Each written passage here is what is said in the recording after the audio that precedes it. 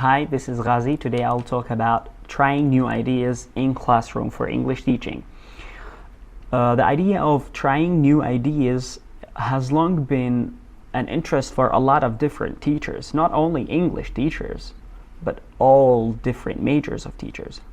The majority of English teachers want to apply new ideas for multiple reasons. Well, first, because they want to get rid of boredom. They want to avoid being typically traditional in delivering the piece of information or the piece of knowledge, and to involve students with each other, as well as involve students with the teacher and the topic being taught.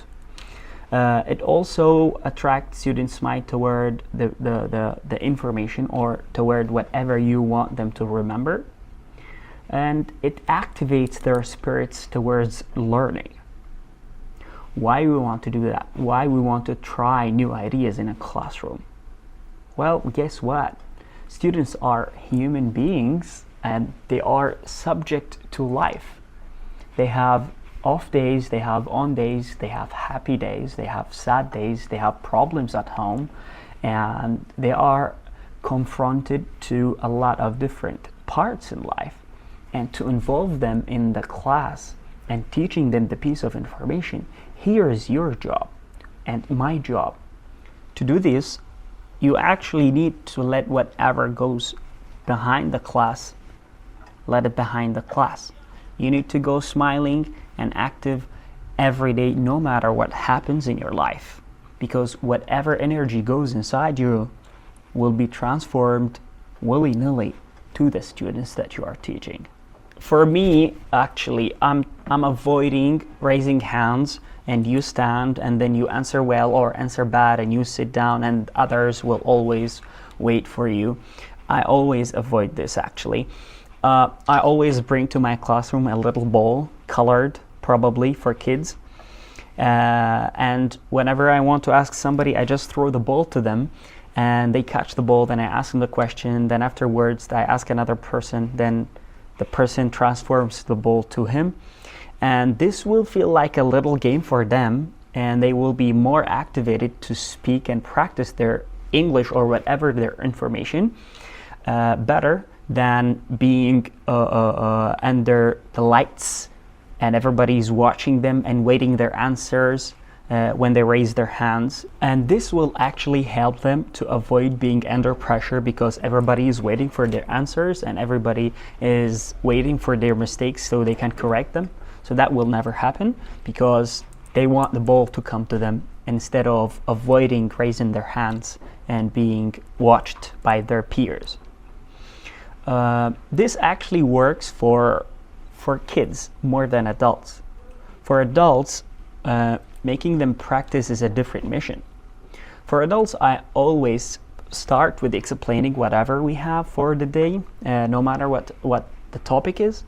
The topic is different and according to whatever you like to choose for your daily lives or your personal life or your current circumstances or your future plans, whatever you choose for the students. And after giving them some hints about the topic, so they have ideas about what they talk, you divide them to pairs. This is what I actually do in my classroom. I divide them into pairs. And if I have a mixed classroom, girls and guys, which is not in everybody's country, I more likely happen to have them guys and girls to be pairs. A guy and a girl, because it works better always.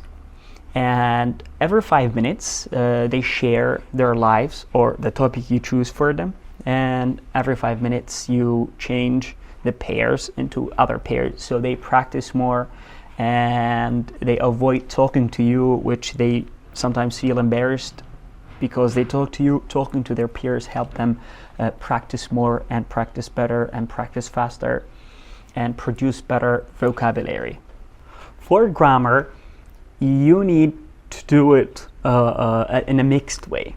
So practicing and teaching grammar only the traditional way, which is giving a board, starting with subject, auxiliary and object and whatever, that wouldn't really help them know what is this rule and how do they have to use it to practice English.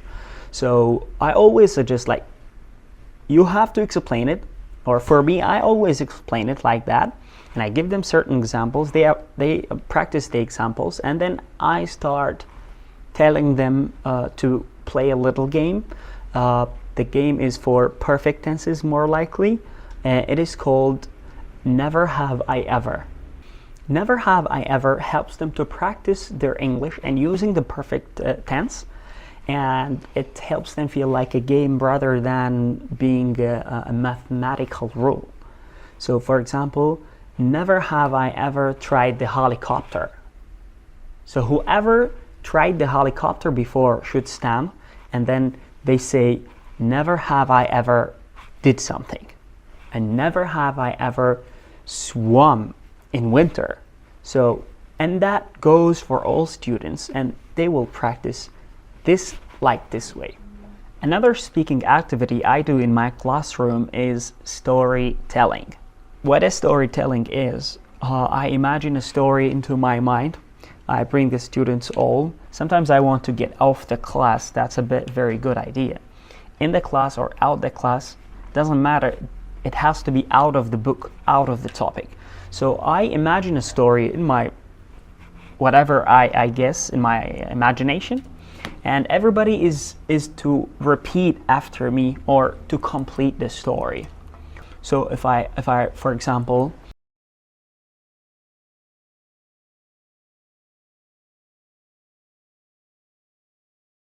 after that, I ask a student to complete what I have started. So I will have them using their own vocabulary and using their own imagination to create a story and to speak something they never spoke before. So the person who starts will end up with a little part completing my story, and a student after him will complete the same story, and so on for all the students in the class.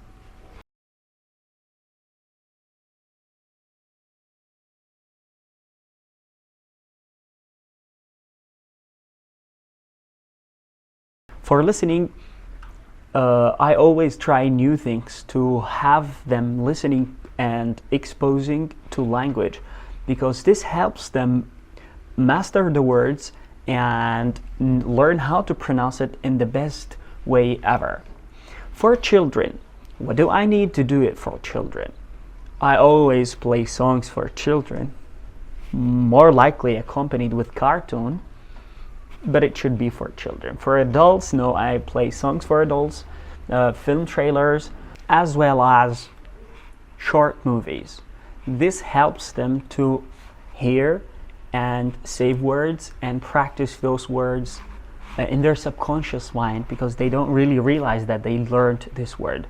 And the more they expose to language with native speakers, from native speakers, the more they speak better and better pronunciation. For speaking with adults, you will use storytelling, but what about speaking for children? Find someone who is an activity that you apply for students and they get real fun doing it, and they practice without really realizing that they are practicing, and it helps them comprehending English. The game is like, find someone who, and then you complete the sentence with whatever you really want. For example, find someone who is wearing blue, or find someone who won a competition, and then that person will say, find someone who, and it goes for all the students in the class. It will be like a game, and it will be super fun for them. For vocabulary and speaking, I always have my board game with me, because you never know how to expect the students' boredom. Sometimes you just get into the classroom and you find your students are bored. Maybe your lecture is the last lecture, or maybe they're just bored.